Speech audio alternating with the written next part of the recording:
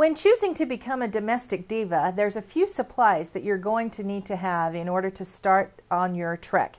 Now, it's taken me years and years and years to collect the supply that I have, but I've got a few key supplies that I'm going to share with you today on how to get started. Okay, the first thing that you're going to need is some pens.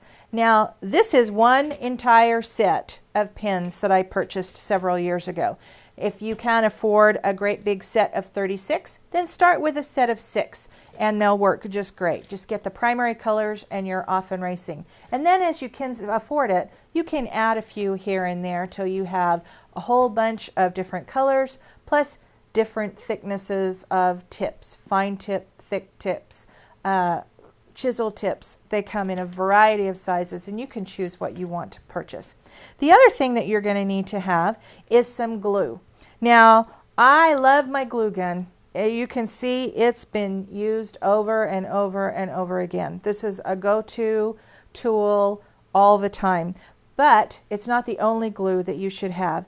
You should also have some tacky glue. This can be purchased at any craft store or online. It's great. It bonds everything. It just doesn't bond quite as quickly as the hot glue gun.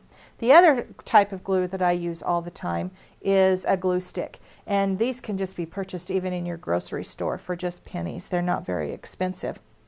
The other thing that I have all the time and I find using quite often is a spool of wire. These come in different gauges. I would get just a medium gauge and then you can probably use it for most of your crafting needs, but get a nice spool of wire.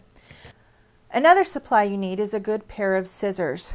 These are just ones that I use to cut paper, cut ribbon, cut fabric if I have to, although I do have a good pair of fabric scissors because I sew a lot. But I use these all the time.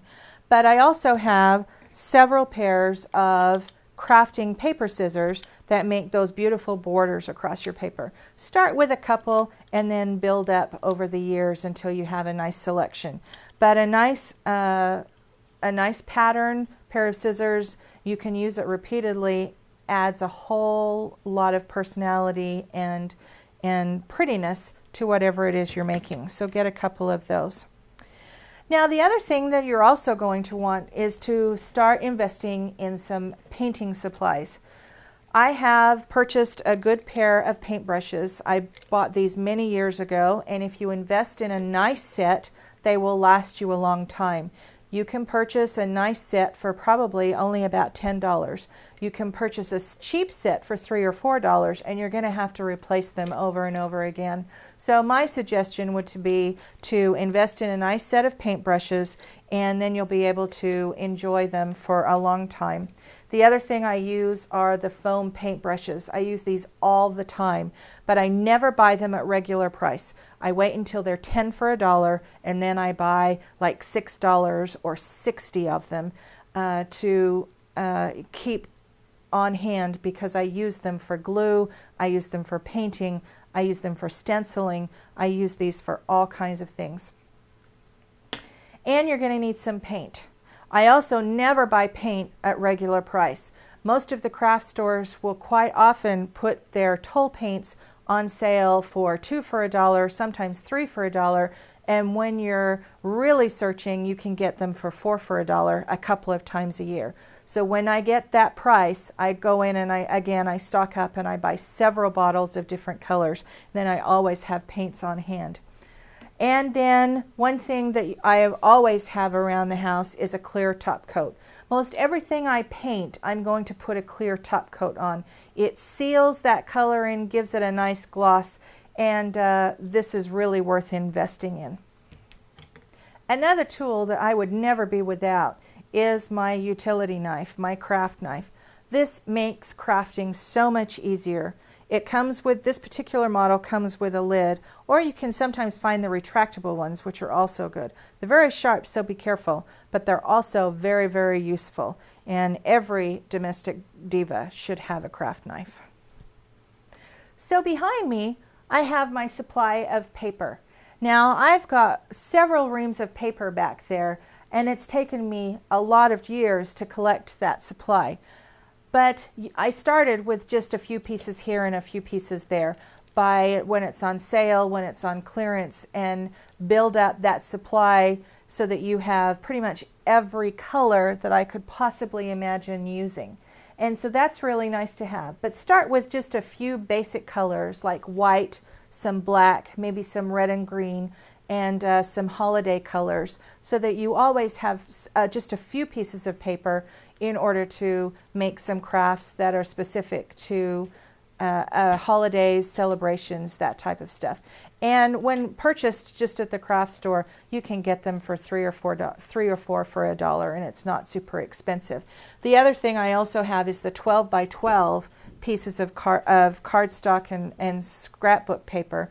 And as I blogged a couple of weeks ago, when I was at Michael's, I found these for 6 for $1, which regularly are 59 cents. So 6 for $1 was a huge deal for me, and I bought a ton of pages. Of course, the cashier wasn't really thrilled with me because they have to ring these up individually.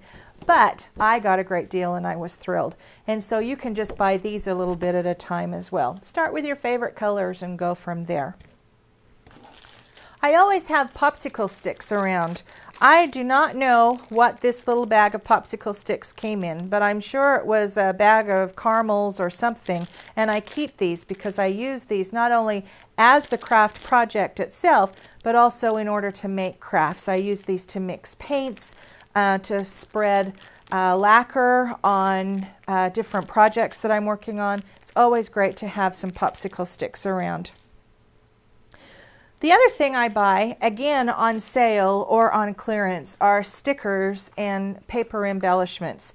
Never pay full price for them. Always just get them when they're on clearance. So every time I'm in the store, I head to the crafting supply aisle, or if I'm at a craft store specifically going for something, then I always go to the sticker aisle to see if they're on sale. If they're not on sale, I don't buy them. But it's a great way to start a really nice collection of stickers. And of course, a paper cutter. Paper cutter is a great tool to have in your collection. This happens to be a Martha Stewart paper cutter.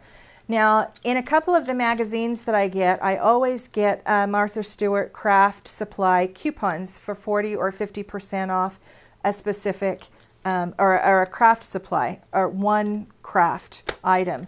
And so when I get those coupons, that's when I go and I purchase one of my tools that I'm using for. I have this one, I have her circle cutter, I have a couple of different tools in the Martha Stewart line, and I always use that coupon, which gives me, half off.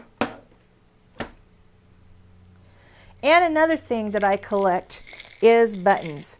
Now, this, again, has taken me quite a few years to collect. But anytime I get a new shirt that has an extra button in it, I keep it. Not only because you want to keep it in case your shirt loses a button and you need to replace it, but I keep it in my supply. Now, I also take off buttons when a shirt or a pair of jeans or a pair of pants or whatever has finished its useful life and it becomes rags or goes in the garbage. I always cut off those buttons and keep them because you never know when you're going to need a button. And a button always makes a great embellishment on a craft project. I use them all the time. It's also a good idea to start collecting some ribbon. Again, ribbon can be used on a whole bunch of different craft items. I use ribbon all the time. So when I'm at the store, I'm always looking for ribbon to add to my collection. It's great to always have around. And I buy it in different colors and also different widths so that I've always got something that's going to work for the specific craft that I'm working on. And the last thing, probably the most important thing of all that I keep in my craft room, is cardboard. You can see it right here on my table. This cardboard has been used probably 15 times for different crafts, but I don't throw it away because it's still good.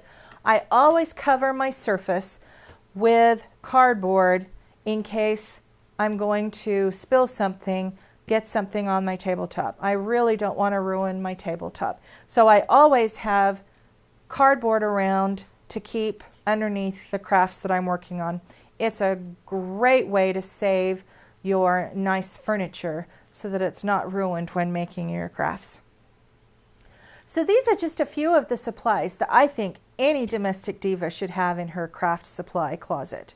And if you have any other suggestions or comments, visit ajscraftroom.com and post them on our forum. I'd love to hear what you're thinking.